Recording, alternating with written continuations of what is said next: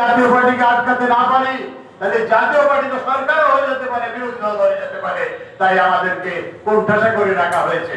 আমাদের মিছিল করতে গেলে মায়ের দেওয়া হয়, আমাদের মিটিং ভেঙে দেওয়া হয়, আমাদের অফিস পুরাই দেওয়া হয়। তাই আমরা আহ্বান রাখবো, যে কাজ আমি করে রেখে এসেছি টেক্সটাইল মিলের, সেই কাজটা আপনারা সম্পন্ন করে প্রমাণ করুন যে আপনারা জনগণের জন্য ভালোবাসেন।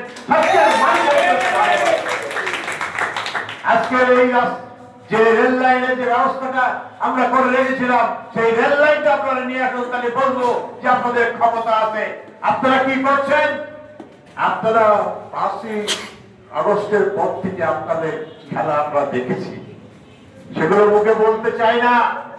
মানুষ আতঙ্ক, গ্রামের মানুষ আতঙ্ক, আপনাদের জন্য শহরের মানুষও আতঙ্ক।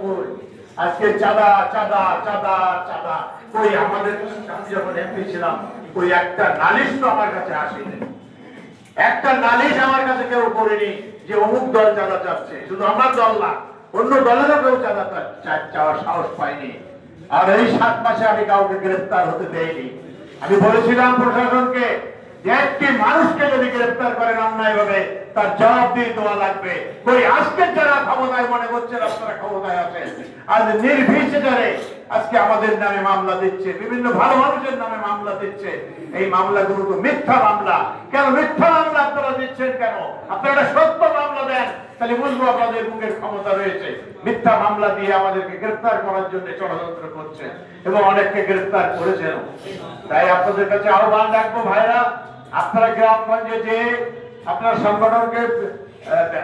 সংগঠনের জন্য কাজ করুন, সংগঠনকে গ্রাম পর্যায়ে ছড়াই দিন, ওয়ার্ড পর্যায়ে ছড়াই দিন এবং আগামী নির্বাচনের জন্য প্রস্তুতি নিন।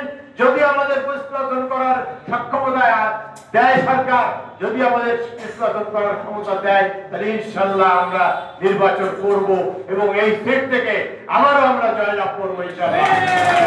সবাইকে ধন্যবাদ জানিয়ে আমি আমার বক্তব্য এখানে শেষ করছি।